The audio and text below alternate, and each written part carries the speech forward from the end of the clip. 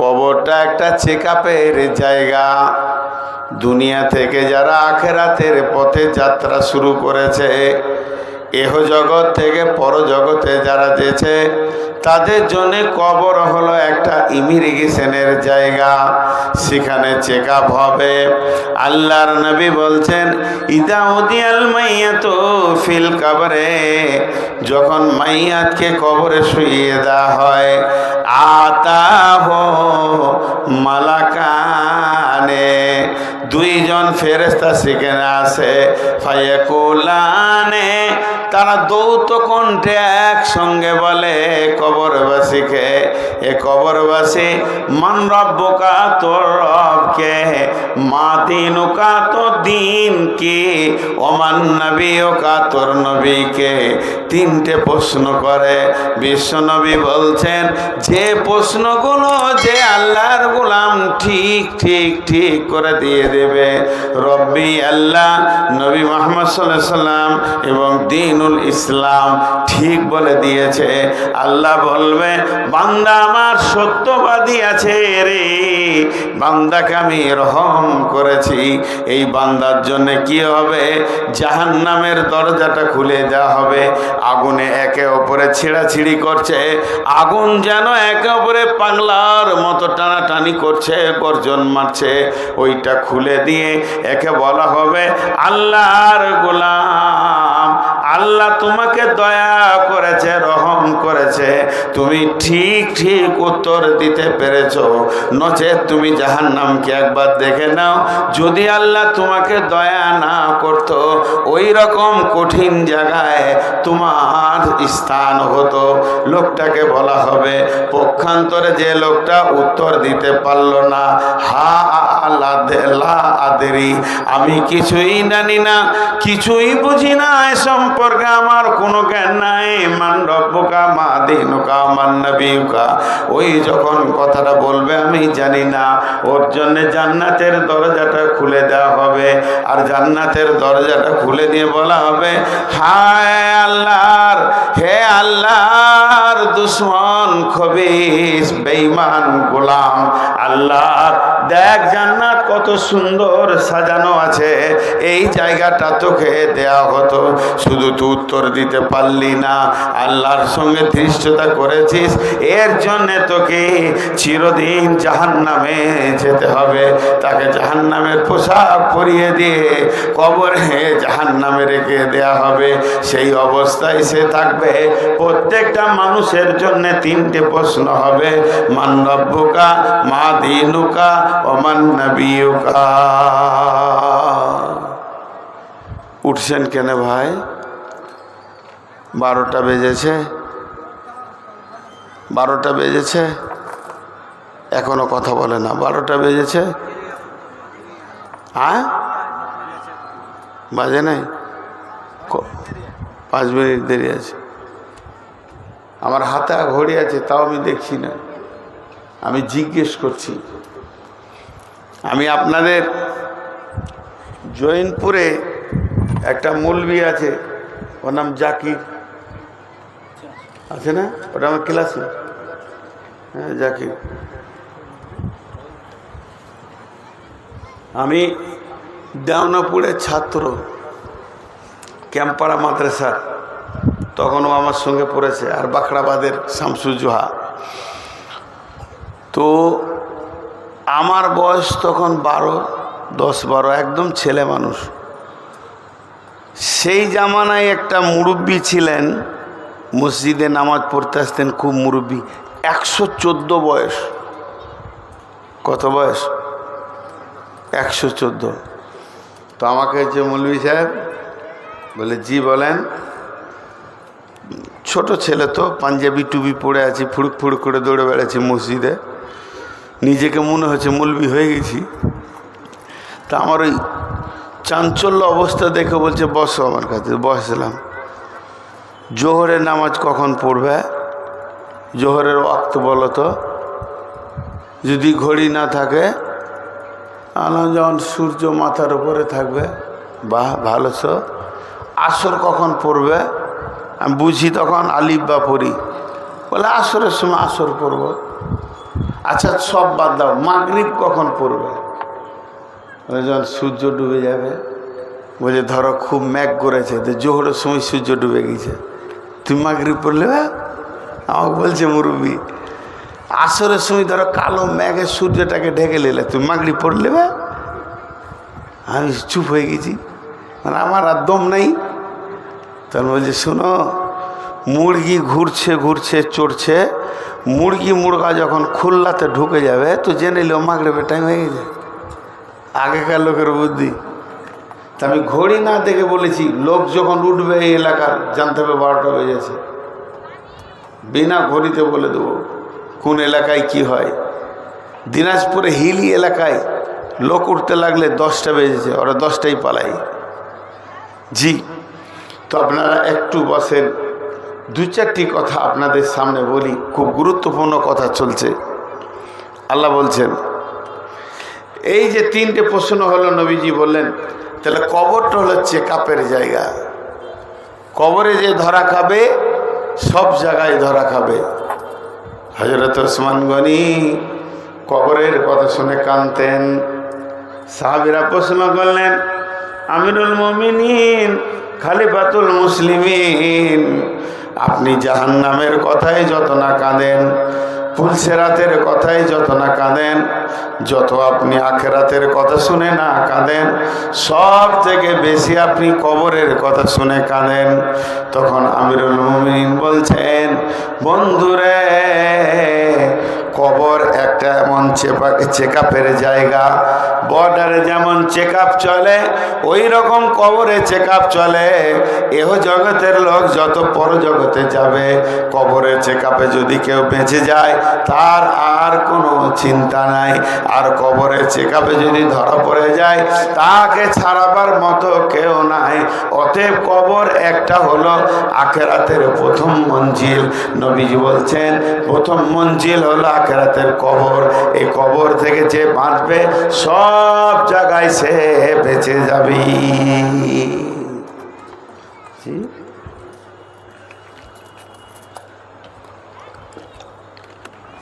বেশি টাইম নিব না, গুরুত্বপূর্ণ কথাগুলো এবার বলবো, আপনারা বুঝতে পারবেন কত গুরুত্ব আছে। খালি একটা উদাহরণ দিব। এটা চলছে ফেব্রুয়ারি মাস শেষের দিকে, এপ্রিল মাস, মে, জুন, জুলাই, আগস্ট, সেপ্টেম্বর, অক্টোবর, নভেম্বর, ডিসেম্বর, জানুয়ারি, ফেব্রুয়ারি, মার্চ, এখনো 9 মাস আছে, এই 11 মাস আছে মাধ্যমিক পরীক্ষা হতে।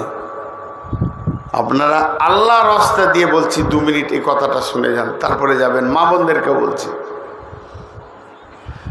9 মাস আছে মাধ্যমিক পরীক্ষা।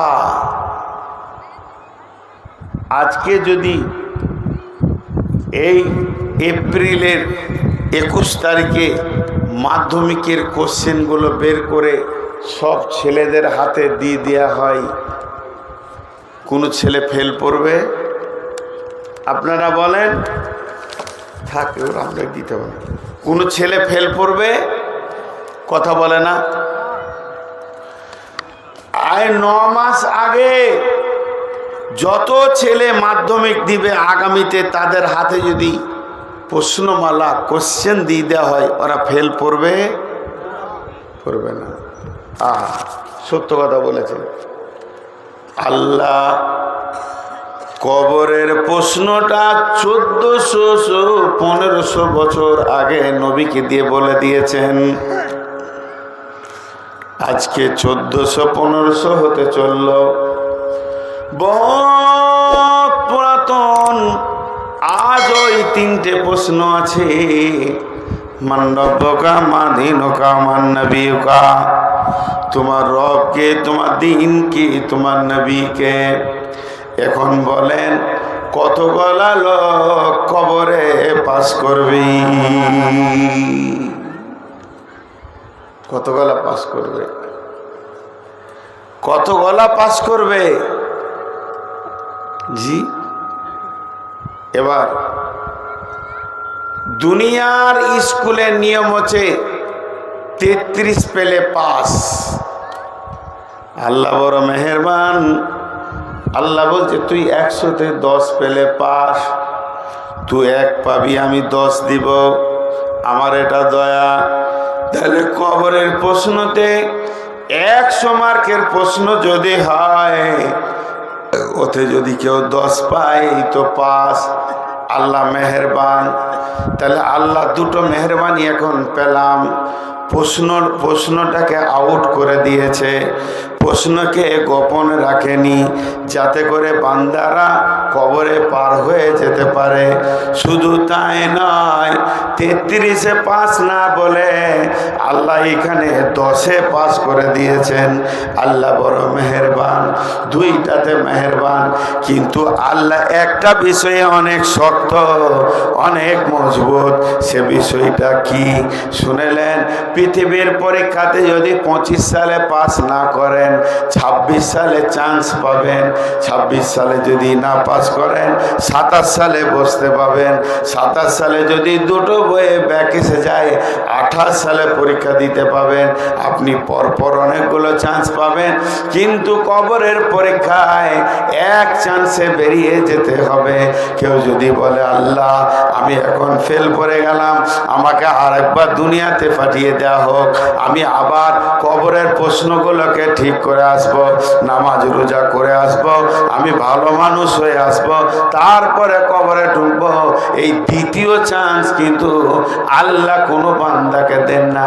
যেদিন হবে মরণ, ঘোর ছুটিবে তখন, বলিতে পারিবে কবরেরই জ্বলন, বলিবে ছেড়ে দাও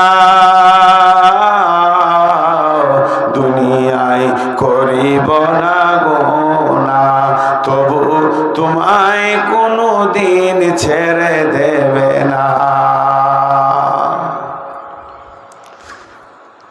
কঠিন এটা, এক চান্সে পাস হতে হবে। একটা ইহুদিদের মেয়ে, মুসলমানের মেয়ে নয়, ইহুদিদের মেয়ে আল্লাহর নবীর ঘরে ভিক্ষা করতে এলেন। আম্মা জান আয়েশাকে বললেন, ও আয়েশা, আমি ভিখারি মানুষ, কিছু খেতে পাইনি, দাও। আম্মা জান আয়েশা গোটা ঘরকে খুঁজে ওই মেয়েটির হাতে মাত্র 2টি খেজুর তুলে দিলেন। যখন খেজুরটা হাতে পেল, মেয়েটি দোয়া দিলেন, আয়েশা রে, আল্লাহ যেন তোমাকে কবরে আযাব থেকে মুক্তি দান করেন। আম্মা জান আয়েশা অবাক, কবরে আযাব আবার কি আমার বুঝে আসে না। এরপরে বিশ্ব নবী যেদিন বাড়ি এলেন, নবীজিকে আম্মা জান আয়েশা প্রশ্ন করলেন, ইয়া রাসূলুল্লাহ, কবরে কি আযাব হবে নাকি? আল্লাহর নবী বললেন, আযাবাল কবরি হাক্কুন, আযাবাল কবরি হাক্কুন, আযাবাল কবরি হাক্কুন। কবরে আযাব হলো সত্য, সত্য, সত্য, কবরে আযাব হবে। আম্মা জান আয়েশা বলছেন, আমি তারপর থেকে খেয়াল করে দেখেছি, খুব সূক্ষ্মভাবে আমি কান দিয়ে শুনে দেখে নিয়েছি। তারপর থেকে আল্লাহর নবী যতগুলি নামাজ ঘরে পড়েছে, প্রত্যেকটি নামাজের শেষে তিনি কবরের আযাব থেকে পানাহ চেয়েছেন। আর ওই দোয়াটা আজও পর্যন্ত নামাজে ফিটিং আছে। আমরা যতজন নামাজ পড়ি, নামাজের শেষে মানে শেষ তাশাহুদে বসে আমরা দোয়া করি, আল্লাহুম্মা ইন্নী আউযু বিকা মিন আযাবিল কবরে। হে আল্লাহ, তুমি আমাদেরকে কবরে আযাব থেকে নাজাত দাও, কবরে আযাব থেকে তুমি আমাদেরকে পানাহ দাও। আমরা কবরে আযাব থেকে যেন বেঁচে যেতে পারি। প্রত্যেকটি সালাতে আল্লাহর নবী কবরে আযাব থেকে মুক্তি চেয়েছেন। এই বন্ধ কর, তুই মোবাইল বন্ধ কর। ছোট ছেলে, ঘড়ি আছে ফের হাতে। তোর বিয়ে কখন হলো?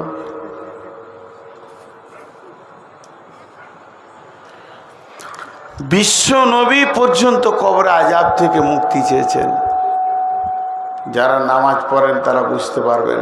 শেষ তাশাহুদে বসে এই দোয়াটা করা হয়, আল্লাহুম্মা ইন্নী আউযু বিকা মিন আযাবিল কবরি ওয়া আউযু বিকা মিন ফিতনাতিল মাসিহিদ দাজ্জালি ওয়া আউযু বিকা মিনাল মাহিয়াই ওয়াল মামাতি আল্লাহুম্মা ইন্নী আউযু বিকা মিনাল মাসামি ওয়াল মাগরাম। এই দোয়া করা হয়। কবরে আযাব কত শক্ত, কবরে আযাব কত শক্ত ভাইরা আমার। এবার প্রশ্ন কটা? তিনটি। মান রব্বুকা, মা দীনুকা, মান নবিয়ুকা। তোমার রবকে, তোমার দিন কি, তোমার নবীকে? উত্তর কে দিবে? আমার তো মুখস্থ আছে, রব্বি আল্লাহ, দীনুল ইসলাম, নবী মুহাম্মদুর রাসূলুল্লাহ সাল্লাল্লাহু আলাইহি ওয়াসাল্লাম। আমার মুখস্থ আছে, আমার মুখস্থ আছে, আমি উত্তর দিয়ে দেবো। যার নাই সে কী করে দেবে? তাহলে লিখে নিতে হবে আলেমের কাছ থেকে, যে সুন্দর করে মুখস্থ করে নেবেন, উত্তর দিয়ে দেবেন। জি না, উত্তরটা কিভাবে দেবেন এটা এবার বলে দিই। এটা মনে করলেন প্রাইভেট চলছে, মান রব্বুকার উত্তর কিভাবে হবে? আল্লাহ তাবারাক ওয়া তাআলা সমস্ত মানুষকে যখন সৃষ্টি করলেন তখন বললেন, আলাস্তু বিরব্বিকুম, আমি কি তোমাদের প্রভু নই? জান্নাতুল ফেরদাউসে হযরতে আদম আলাইহিস সালামকে আল্লাহ নিজের হাতে বানালেন। আদমের পিঠে হাত দিলেন, সমস্ত আত্মাগুলো তৈরি হয়ে গেল। কিয়ামত পর্যন্ত যত নবী, ওলি, গাউস, কুতুব, চোর, ডাকাত, বেঈমান, যত মানুষ আসবে সব মানুষ একসঙ্গে জন্ম নিয়ে নিল। আল্লাহ ওদেরকে সামনে বলছেন, আলাস্তু বিরব্বিকুম, হে আত্মা তোমরা বলো আমি কি তোমাদের রব নই? সবাই তখন বলল একই সুরে, কলু বালা, হ্যাঁ আপনি আমাদের রব। সবাই যখন বলে দিল কলু বালা, আপনি আমাদের রব, তাহলে আল্লাহ পড়িয়েছেন রব। আল্লাহ ইতিহাস পড়াননি, বিজ্ঞান পড়াননি, ভূগোল পড়াননি, বাংলা পড়াননি, ইংলিশ পড়াননি। আল্লাহর ক্লাসটা ছিল রব। তাই কবরের প্রথম প্রশ্ন হলো রব। কেউ যদি বলে আমি জানি না, আল্লাহ বলবে আমি নিজে ক্লাস করেছি, কোরআনে লিখে দুনিয়াতে পাঠিয়ে দিয়েছি, তোদের মনে থাকবে কিনা এর জন্য নবী দিয়ে পাঠিয়েছি। অতএব যে পৃথিবীর বুকে আল্লাহকে রব মনে করবে, আল্লাহ ছাড়া অন্য কাউকে সাজদা করবে না, ও আলা রব্বিহিম ইয়াতাওয়াক্কালুন, সে আল্লাহর উপরে ভরসা করবে, ভয় করবে তো আল্লাহকে করবে, চাইবে তো আল্লাহর কাছে চাইবে, কাঁদবে তো আল্লাহর কাছে কাঁদবে, সাজদা করবে, সাজদায় অঝর নয়নে যিনি কাঁদবে আল্লাহর কাছে কাঁদবে। সব কিছু যে আল্লাহকে সঁপে দিবে, ওই ব্যক্তিটা বলবে হ্যাঁ আল্লাহ আমার রব। জি ভাই, আমি কটায় শেষ করব?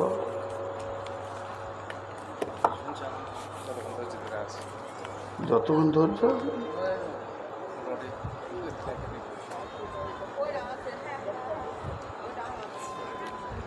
লোক উঠছে, থাকতে থাকতে কিছু কালেকশন করে নেওয়া, তাই দেখছে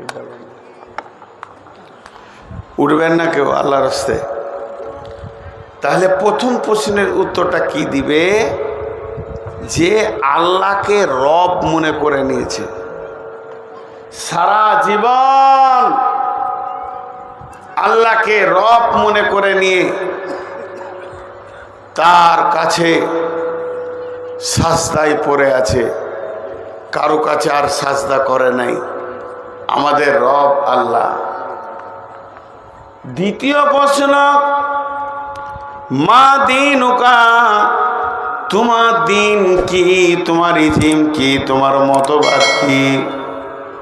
লোকটা বলবে দীনুল ইসলাম, আমার দিনের নাম হলো ইসলাম। আমি ইসলামকে ভালোবাসি, ইসলামকে আমি ভালোবাসি, মহব্বত করি। এই জন্যে সে বলবে দীনুল ইসলাম। এবার বলে, কে বলতে পারবে?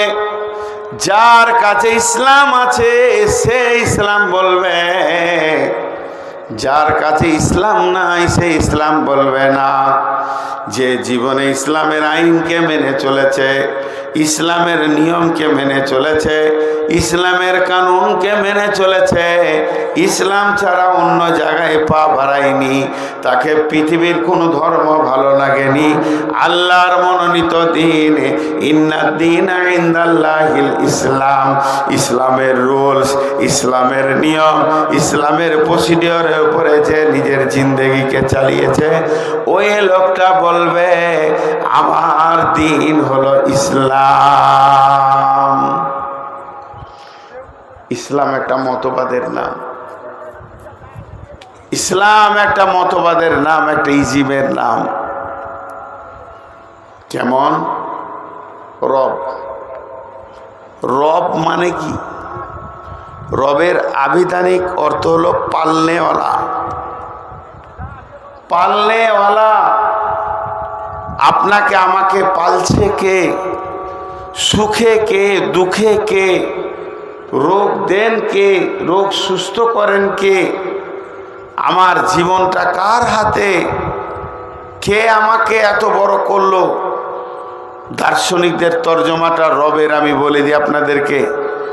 অনস্তিত্ব থেকে অস্তিত্ব দিয়ে আনুপাতিক হারে যিনি চাহিদা মিটান, তিনি আমাদের রব, তিনি আমাদের রব, অন্য কেউ রব নয়। ভাইয়া উঠিয়েন না, আমি খুব বেশি 15 মিনিট আছি, একসঙ্গে উঠবেন, ওটাই ভালো লাগবে। 12:30 ছাড়বো। মা বোনেরা, আপনারা ওখানে যারা গেছেন ভলেন্টিয়ার, চাদরে ব্যাপক হারে দিতে থাকেন। আজকে কবরেরই কথা চলছে। ওই লোকটা রব বলবে আল্লাহকে, অটোমেটিক মুখ থেকে বের হয়ে যাবে যার ভরসা আল্লাহর উপরে। দিন ইসলাম, ইসলামের একটা নিয়ম আছে। আপনাদেরকে একটা উদাহরণ দিচ্ছি, শুনেন। জৈনপুরের মেয়ে আপনার কালিয়াচক কলেজে পড়ে, আর মালদার কোনো ছেলে পড়ে। উদাহরণটা মন দিয়ে শুনবেন। ওদের দুইজনে মনে মেল হয়ে গেল, দুইজন দুইজনকে বিয়ে করবে। ফ্যামিলিতে জানানো হলো, ছেলের বাপ নারাজ, মেয়ের বাপ নারাজ। ওই ছেলেকে জামাই করব না, ওকে বাড়িতে উঠতে দিব না। মেয়ের বাপ বলছে, আর ছেলের বাপ বলছে ও মেয়েকে বউ করব না। এরা দুজনা বুঝে নিল আর আমাদের বিয়ে হবে না। তখন দুইজনে যুক্তি করলো, চলো স্কুল থেকেই কেটে পড়ি। মেয়েটা মায়ের যা ছিল সামান্য চুরি করে নিয়ে গিয়ে, ছেলেটা কিছু নিয়ে দুইজন ভেগে গেল। কোথাও চলে গেছে, কাকদ্বীপ চলে গেছে, কুচবিহার চলে গেছে, কোনো একটা জায়গায় আছে। ছেলের বাপ খালি বলছে আসুক, ওকে কাটবো দিয়ে লদি ভাসাবো। ও ছেলে আমার দরকার নাই, ওই রকম ছেলে ঘরে আমি উঠতে দিব না, ওকে কেটে লদিতে ভাসাবো। মেয়ের বাপও একই কথা বলছে, কাটবো দিয়ে লদিতে ভাসাবো। যখন 6 মাস চলে গেল, রাগটা নাই, ছায়ে পরিণত হয়ে গেছে, আগুন আর নাই। হঠাৎ মেয়ে একদিন ওর মাকে ফোন করছে, জুমার দিন খেয়াল করেছে যে আব্বা জুমা পড়তে যাবে, এই সময় মা একা থাকবে, তো কথাটা বলে নি। আধ ঘন্টা ধরে কথা বলে মা বিটিতে খুব কাঁদলে।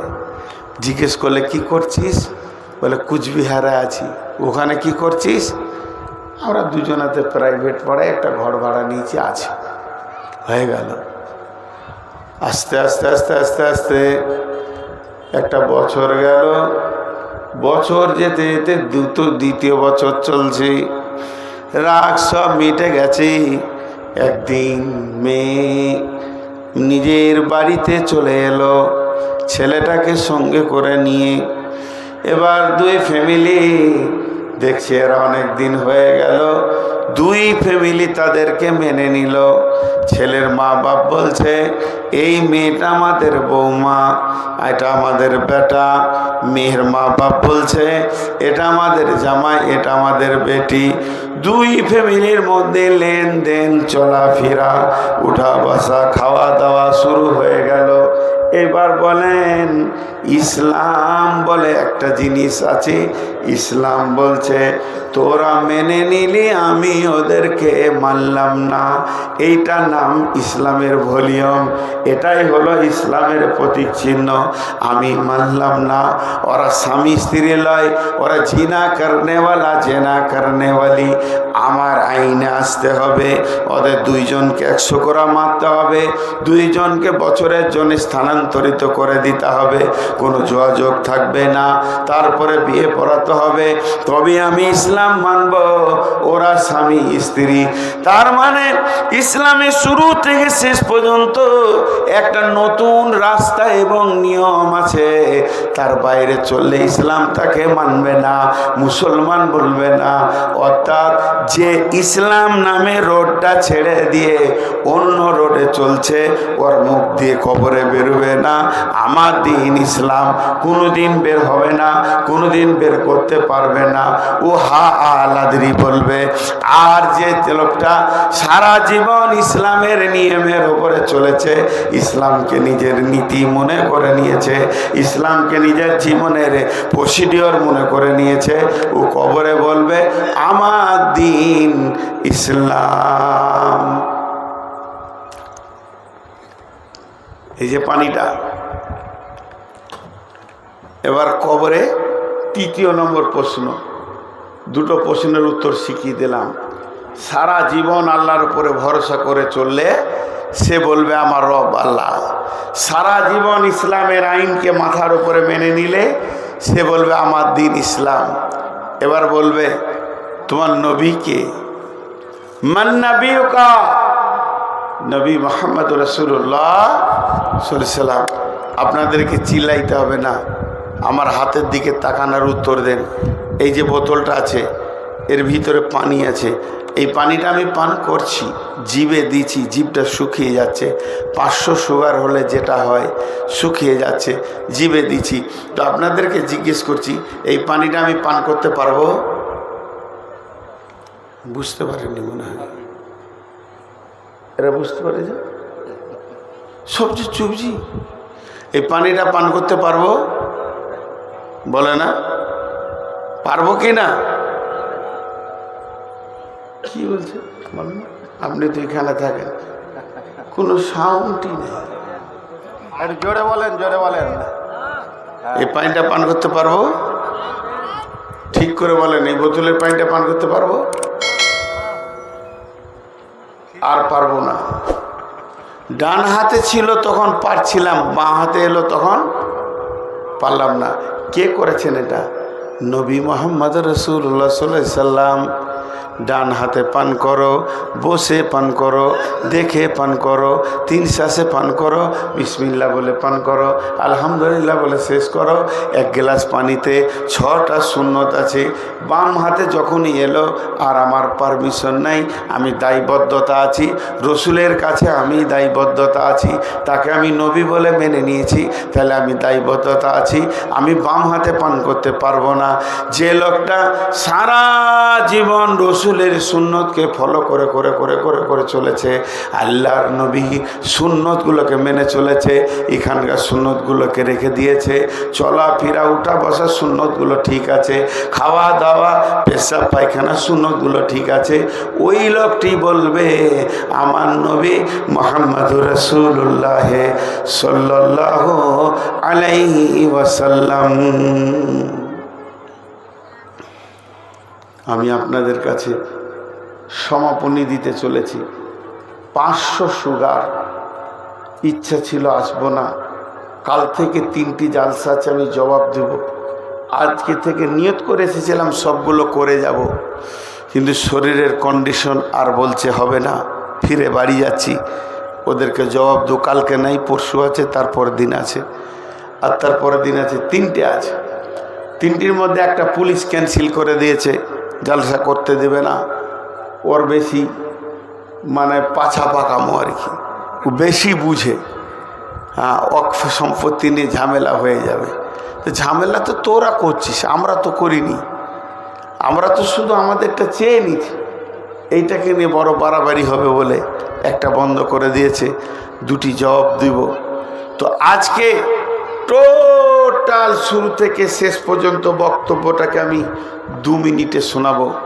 আমি বক্তব্য শুরু করেছি যে বিষয় নিয়ে, তার নাম কবর। এমন একটা ব্যক্তি নাই যে কবরে ফাঁকি মেরে দিতে পারবে, এক চুল পারবে না।